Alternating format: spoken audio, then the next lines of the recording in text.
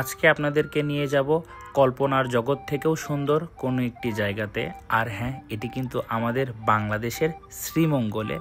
এত চমৎকার একটি জায়গা যেখানে গেলে আপনি নিঃসন্দেহে হারিয়ে যাবেন প্রকৃতির অপরূপ সৌন্দর্যে।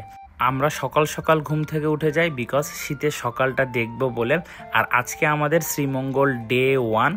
তো ঠান্ডাটা ভালোই লাগতেছিল। যারা আমরা ঢাকা থেকে আসছি, ঢাকার থেকে কিন্তু তুলনামূলক ঠান্ডাটা শ্রীমঙ্গল একটু বেশি, বাট এরকম একটা সকালে গাড়ি চালানোর মজাটা একদম আলাদা।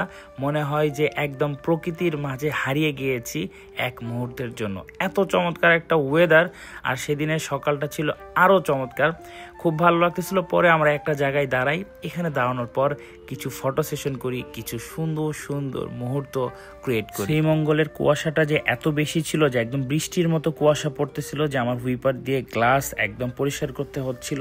কুয়াশার চাদর ভেদ করে যেন সূর্য আমাদেরকে ডাকছিল।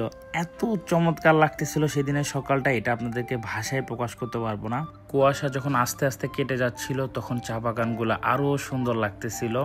তারপর আমরা পৌঁছে যাই আমাদের পাইন বনে। তারপর আমাদের গাড়িটা রেখে আমরা একটু হেঁটে যাই পাইন বনের দিকে।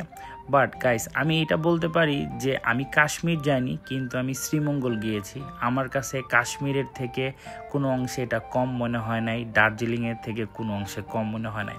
এত সুন্দর একটা জায়গা যে আমাদের দেশেই আছে, এটা আসলে না গিয়ে বিশ্বাস করা একদম ইম্পসিবল। খালি বারবার হারিয়ে যাচ্ছিলাম প্রকৃতির মাঝে। প্রকৃতির কাছে যাওয়ার যে আনন্দ, এটা এক কথায় অসাধারণ।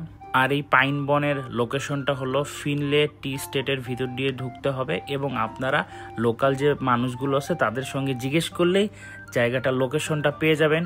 তারা কিন্তু পান তুলতে যাচ্ছে, শ্রীমঙ্গলের পান নাকি অনেক ভালো। তারপর শুনলাম শ্রীমঙ্গলে নাকি কমলাও হয়। আর এই জায়গাটা ছিল পুরা দার্জিলিংয়ের মতো, খুবই চমৎকার লাগছে। প্রকৃতি যে কতটা সুন্দর এটা মনে হয় শ্রীমঙ্গল আসলেই বোঝা যায়। এখানে রাবার বাগান পর্যন্ত আছে। তারপর আমি সেখানে রাবার পড়াটা দেখি। তারপর আমরা সেখান থেকে বের হই বিকজ আমরা একটু শহরের দিকে যাব, শহরে গিয়ে নাস্তা করব। সময় চা বাগানের সৌন্দর্যটা এতটা প্রপারলি দেখতে পারি নাই কুয়াশার কারণে, বাট এত জোস একটা রোড। আর আমার তো আস্তে আস্তে ঘুমই চলে আসে। ভাই ঘুম গায়া না না না ভাই ভাই ঘুমায়েন না ভাই, ঘুমায়েন না। তারপর আমরা শ্রীমঙ্গল শহরে আসার পর আমাদের নাস্তাটা সেরে ফেলি। আর নীরব ভাই, আলিফ ভাই অ্যাড হয়ে যায় বিকজ তারা সকালে ঘুম থেকে উঠতে পারে নাই। আর শ্রীমঙ্গলের খাবার কিন্তু অনেক চিপ। আপনারা এখানে আসলে বুঝতে পারবেন যে এখানকার খাবার কতটা চিপ। আর এখন আমরা যাচ্ছি শ্রীমঙ্গলের একটা সুন্দর চা খেতে, বিকজ চা খেয়ে তারপর আমরা রুমের দিকে যাব। তারপর আমরা চলে আসি, এই চাটা নাকি অনেক ভাইরাল, সাদ্দাম ভাইয়ের চা। একদম চা বাগানের পাশে বসে আমরা চা খেয়ে চলে যাই আমাদের হোটেলের দিকে। সো গাইস, আজকের ভিডিও ছিল এই পর্যন্তই। দেখা হবে সুন শ্রীমঙ্গলের নতুন কোনো ভিডিওতে। আল্লাহ হাফেজ।